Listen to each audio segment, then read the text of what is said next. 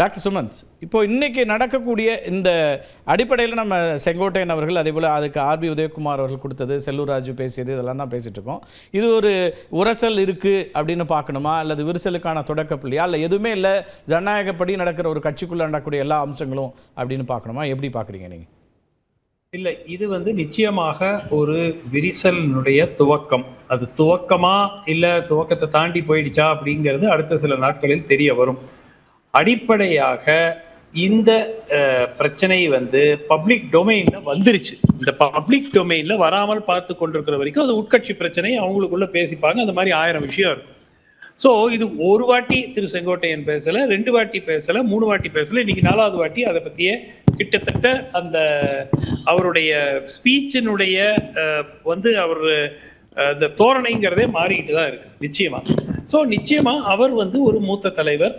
அவர் திரு எடப்பாடியோட கட்சியில சீனியராக இருக்கக்கூடிய ஒரு தலைவர். அவர் முன்னாள் அமைச்சர். திரு எம்ஜிஆருடனும் சரி, செல்வி ஜெயலலிதாவுடனும் நெருக்கமாக இருந்தவர். அதன் அடிப்படையில் அவருடைய குறைகள், அது அவருடைய மாவட்டத்தில் அவருக்கு வேண்டாத ஆளுங்களை கட்சி பதவி கொடுத்துட்டாங்க, அவர் ஆளுங்களுக்கு கொடுக்கல, எதுவாக வேணாலும் இருக்கலாம். ஆனால் அதற்கு செவிசாய்க்க வேண்டிய பொறுப்பு கட்சி தலைமைக்கு இருக்கிறது. அது ஏன் இந்த அளவுக்கு இது அப்படியே ட்ரிஃப்ட் பண்ண விடுறாங்க அப்படிங்கிறது எனக்கு புரியல. நிச்சயமாக இது அதிமுகவை பாதிக்கும், அதுல எந்த விதமான ஒரு மாற்று கருத்தும் இல்லை. இது யாரோ திமுகல இருந்து போயிட்டு 2 வருஷம் முன்னாடி வந்தவங்க ஆர் அந்த மாதிரி ஒரு தலைவராக இல்லை. இவருக்கு மாஸ் அப்பீல் இருக்கோ, பேஸ் இருக்கோ, ஓட்டு இருக்கோ, அதெல்லாம் கோபிச்செட்டிப்பாளையத்தை தாண்டி ஓட்டு இருக்குங்கிறத இல்லைங்கிறது வேற. ஆனால் கட்சிக்குள் ஒரு ஸ்டேச்சர் இருக்கு, ஒரு மூத்த தலைவர் அப்படிங்கிற அந்த மரியாதை இருக்கிறது.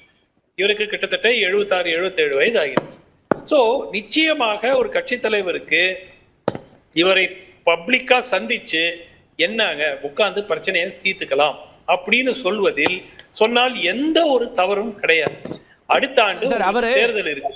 இல்லை, அவர் கட்சிக்கு உள்ளாக அவருடைய பிரச்சனைகளை அல்லது அவருடைய கவலைகளை அல்லது அவருக்கு இருக்கக்கூடிய எதிர்ப்பு எதுவாக இருந்தாலும் சொல்லியிருந்தா அது வேறு. ஆனால் வெளியில் பொதுத்தளத்திற்கு வந்த பிறகு அதை கட்சி அதே விதமாக அணுகணும், இவங்க போய் பேசணும்னா அது லீடர்ஷிப்புக்கே நீங்கள் ஒரு வீக்கான லீடர்ஷிப்னு ஒரு பார்வையும் வராது. அப்போ அந்த மாதிரி இடத்துல இல்லை அவர் இப்போ ஓபிஎஸோட பேச்சுவார்த்தை நடத்தலை.